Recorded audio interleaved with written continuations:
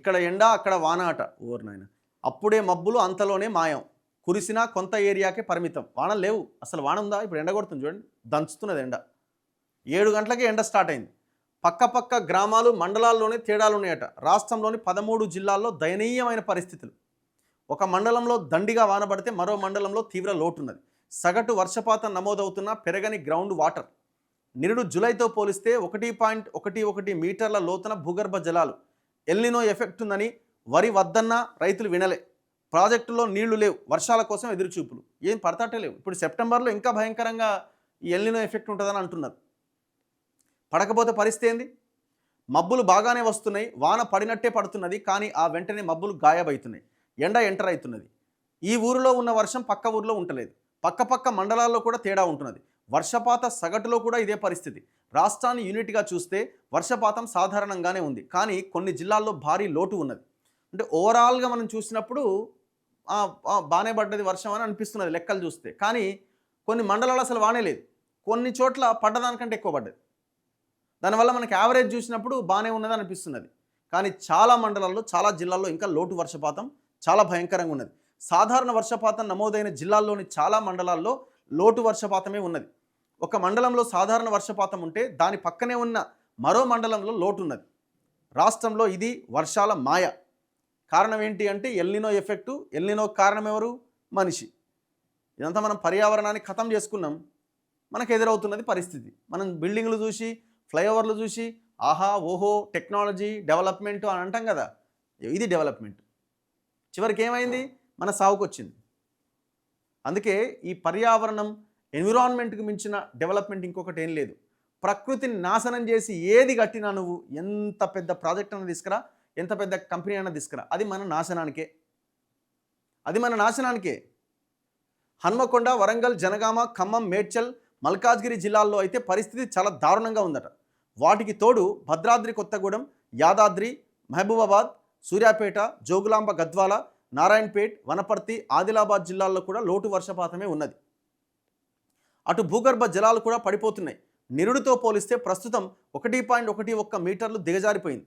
ఇటు ఏ ప్రాజెక్టులో కూడా పూర్తి స్థాయిలో నీళ్లు లేవు. ఎగువ నుంచి వరదలు రాకపోవడం, వచ్చిన ప్రాజెక్టులు నిండక మునిపే ఆగిపోవడంతో చాలా వరకు ప్రాజెక్టులు నిండలే.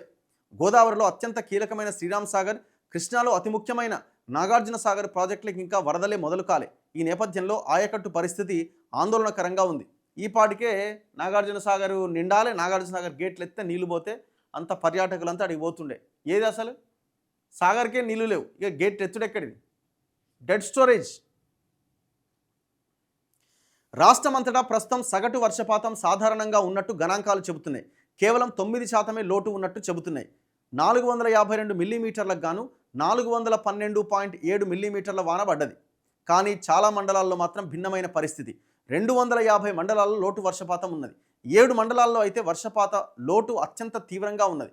భద్రాద్రి జిల్లాలోని 23 మండలాల్లో కేవలం 16 మండలాలు, ఆదిలాబాద్లో 21 మండలాల్లో 11, మహబూబాబాద్లో 18 మండలాల్లో 14 మండలాలు, వరంగల్లో అయితే 13కు 13 మండలాలు, హన్మకొండలో 14 మండలాలు, జనగామలో 12కు 11 మండలాలు, యాదాద్రిలో 17కు 13 మండలాలు, మేడ్చల్లో 15కు 13, జోగులాంబ గద్వాలలో 13కు 9, ఖమ్మంలో 21 మండలాలకు గాను 19 మండలాలు, నారాయణపేటలో 13కు 8, నల్గొండలో 33కు 17, సూర్యాపేటలో 23 మండలాలకు గాను 15 మండలాల్లో కరువు ఉన్నదట. ఆయా జిల్లాల్లో మొత్తం కరువు పరిస్థితులు తాండవిస్తున్నాయి. కేవలం కొమరంభీం, ఆసిఫాబాద్, మంచిర్యాల, జగిత్యాల, సిరిసిల్ల, కామారెడ్డి, మెదక్ జిల్లాల్లో మాత్రమే అన్ని మండలాల్లో వర్షాలు కవర్ అయినాయి. ఆ జిల్లాల్లోని ఏ మండలం కూడా వర్షపాత లోటుతో లేదు. అయితే ఆసిఫాబాద్కు ఆనుకొని ఉండే ఆదిలాబాద్లో మాత్రం భిన్నమైన పరిస్థితి ఉన్నదట. వర్షాలు కేవలం కొన్ని చోట్ల మాత్రమే పడడంతో నిరుడితో పోలిస్తే భూగర్భ జలాలు కూడా భారీగా తగ్గిపోయినాయి. గత ఏడాది జూలైతో పోలిస్తే భూగర్భ జలమట్టం 1.11 మీటర్లు తగ్గింది. నిరుడు జూలైలో భూగర్భ జలాలు 8.37 మీటర్ల వద్ద లభ్యమైతే ఈ ఏడాది మాత్రం 9.48 మీటర్లకు పడిపోయినాయి. వికారాబాద్ జిల్లాలో అయితే 14.39 మీటర్ల వద్ద కానీ భూగర్భ జలాలు లేవు. మొత్తంగా 20 జిల్లాల్లో 5 నుంచి 10 మీటర్ల వద్ద, 13 జిల్లాల్లో 10 నుంచి 15 మీటర్ల వద్ద భూమి లోపల నీళ్లు లభిస్తున్నాయి. హైదరాబాద్లో అయితే జలాలు పూర్తిగా పడిపోయినాయి. సిటీలో ఇదే టైంకి 8.03 మీటర్ల వద్ద నీళ్లు ఉంటే ఇప్పుడు 12.63 మీటర్ల కిందకు పోయినాయట. ఆ తర్వాత ఆదిలాబాద్లో 3.55 మీటర్లు పడిపోయినాయి. ఇక అన్ని జిల్లాల్లో ఇదే పరిస్థితి దాదాపుగా. ఎంత ఘోరంగా ఉంది సిచ్యువేషన్.